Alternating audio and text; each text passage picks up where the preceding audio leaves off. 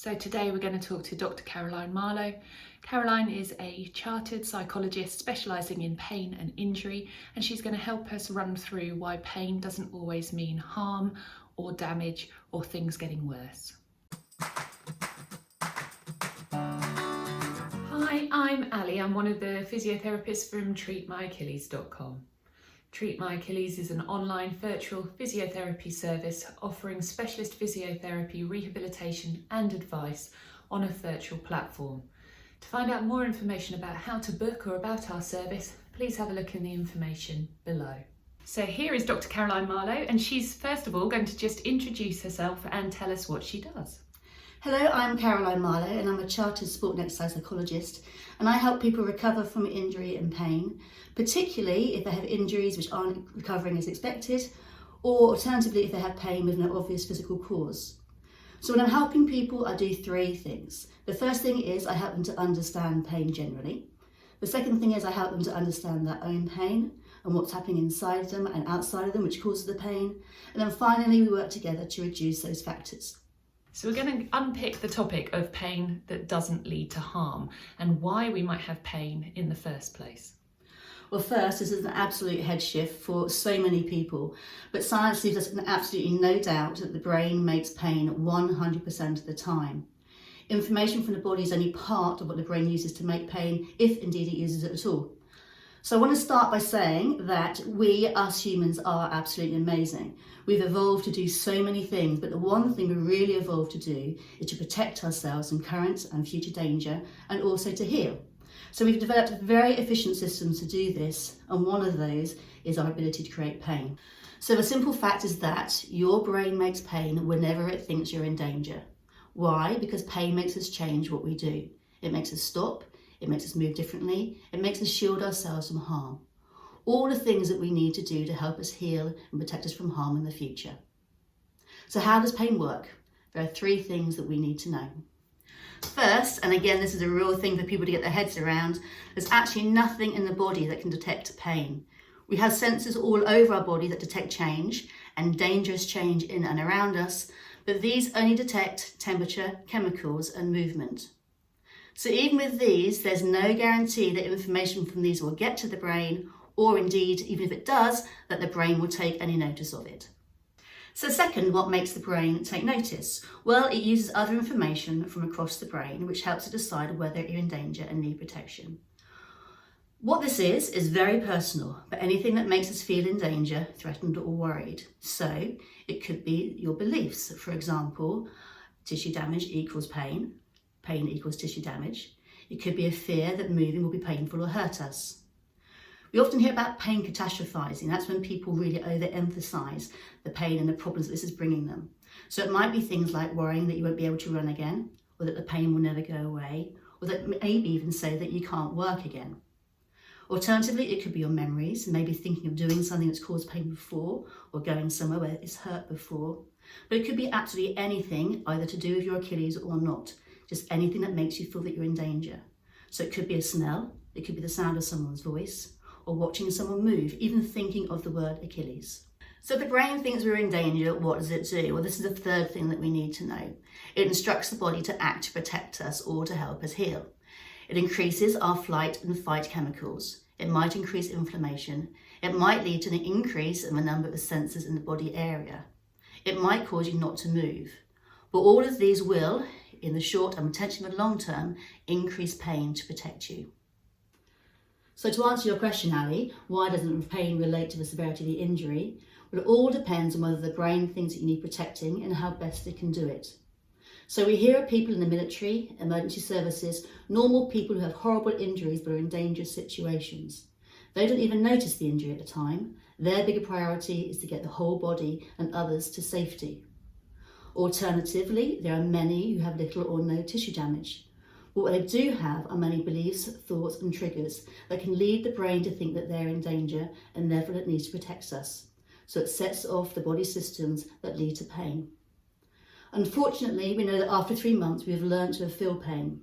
Just in the same way that repetition helps us to learn a language or a skill, if we constantly run the same beliefs and thoughts that can lead to pain, the brain creates pain more effectively to protect us.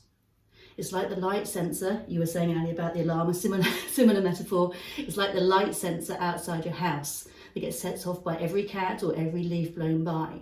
It's just far too sensitive. So too becomes the brain and the nervous system. It just becomes too sensitive to detecting danger. The great news, however, is that we can unlearn pain. And we can do this by understanding and reducing the beliefs, thoughts and triggers that cause our pain in the first place.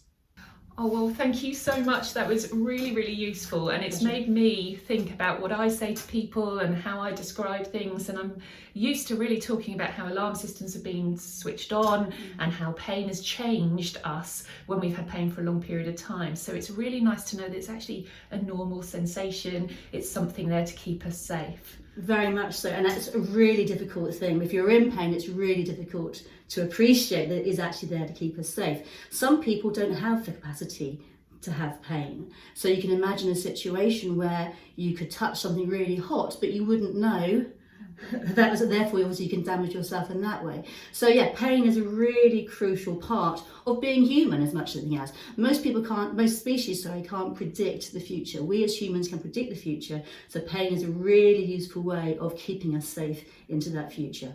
And then it's maybe delving more into, well, when that doesn't quite go right and when we've got an injury for a long period of time, how our body changes to having that stimulus on repeat. And then learning that our thoughts and our beliefs and our feelings and triggers may then change how we see that pain and what our beliefs are because of that. Yeah, you're exactly right. In a sense, the system goes wrong, doesn't it? It kind of goes oversensitive, and the things that it makes us do even more and more and more. So yes, unfortunately, people do get caught in this awful cycle of pain. But as I said, the key thing is that just as our body can adapt to make pain, likewise it can adapt slowly, often admittedly, but it can adapt to bring people away from pain as well. And obviously if anyone's got pain, that is a really, really encouraging thing to know, particularly if you've kind of gone through a whole system of medical professionals where they haven't been able to find a cause for your pain. That is just ridiculously frustrating. But we can help you understand why your pain is there, and then we can work a way to reduce it. So how do people find you? How can you help them? That's very kind of you to ask, thank you. So I do all my work online. My company is not a catchy name, but it's L&M Consulting Limited. The company's changed over time, but we're very much focusing on pain and injury now. So my website address is underneath this video, so you can see there. What you need to do first off is go to the website, and then there's 3 steps to follow, exactly the same kind of step system as Treat My Achilles have. So the first one is purely to find out whether I'm the right person to help you.